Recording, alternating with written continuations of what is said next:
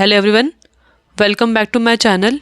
Exercise 11 from February Progressive Magazine at the speed of 100 word per minute. The dictation will start in next 10 seconds, so be ready for the dictation. Start. This year we have commemorated the 75th anniversary of the Dandi March, inspired and led by Mahatma Gandhi in a variety of ways. Thousands of admirers and followers of Gandhiji from India and overseas reenacted the famous Dandi March. Many congressmen and women, inspired by the leadership of Sonia Ji, participated in this historic reenactment. Our government issued special commemorative postage stamps. I am very happy that today we meet here to issue special commemorative coins. I compliment my colleagues, the Finance Minister, for the initiative he has taken in this regard. We all salute Mahatma Gandhi for the courage of his conviction and the power of his symbolism. Holding up a fist of salt from the soil of Mother India, Gandhi ji made British rule unpalatable. It was a historic moment in the creation of free India. I have spoken on several occasions during this year on the significance of Dandi March. The Dandi March was not only a march for independence, it was also a march for the uplift of the poorest of the poor, the emancipation of women and their empowerment, the removal of untouchability, the assertion of the right of our people over the natural resources of which they are the inheritors and owners, the establishment of unity of people professing diverse faiths, and above all, it was a march for our spiritual regeneration. It was also a march of unity of all Indians, irrespective of caste and religion, language and region. The inclusive nature of our national freedom movement created the foundation for our inclusive democracy, of which we are justly proud. By following Gandhiji's life and deeds, by recapturing the spirit of his ideas, like Dandi March, we can build the India of Gandhiji's dream, an inclusive and prosperous India. In celebrating the anniversary of the Dandi March, we must remember that our leaders wanted to free us from foreign rule and from a mindset of dependence.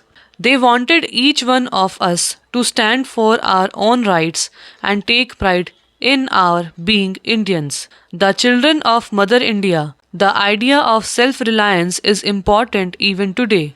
However, self reliance does not imply pursuing a policy of exclusive. It does not mean cutting ourselves away from the world. Self reliance in the modern world implies the ability to pursue one's interest with self confidence and faith in one's own capabilities. Let me begin by expressing my sincere gratitude to my leader and to each one of you for this interaction. We are here to take stock of the implementation of some key promises we made to the people while seeking their mandate. We were returned to power at the center, not just on a wave of resentment against the NDA, but equally on a wave of hope and faith in our ability to provide a government that cares. It was a positive vote for a secular and a liberal government, a forward looking and modernizing government, an inclusive and transparent government. I am pleased to report that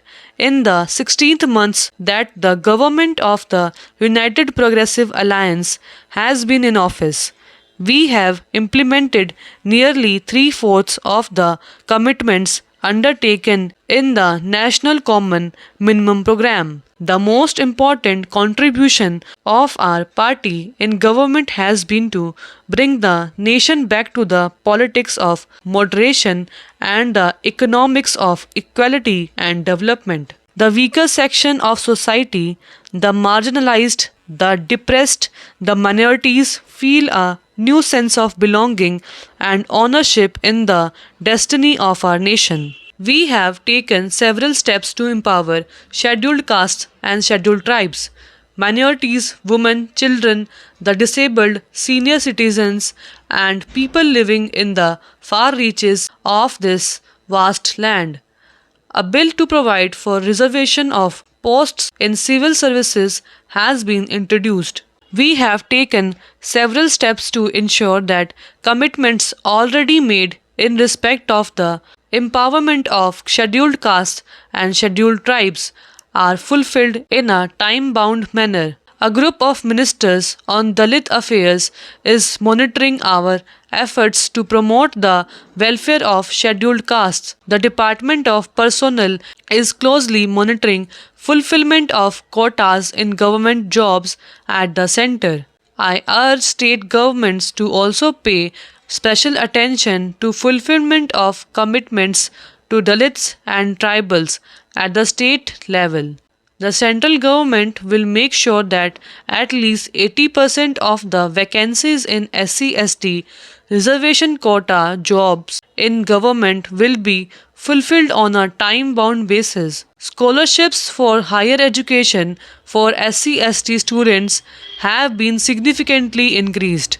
A high level committee is putting together information on the social and economic status of the minorities in India. We have also taken steps to economically and socially empower the minorities and widen education and employment opportunities for SCs, STs, and minorities in the private sector. We propose to come forward with a new 15-point program for the welfare of minorities with specific timelines and targets in the future. Stop.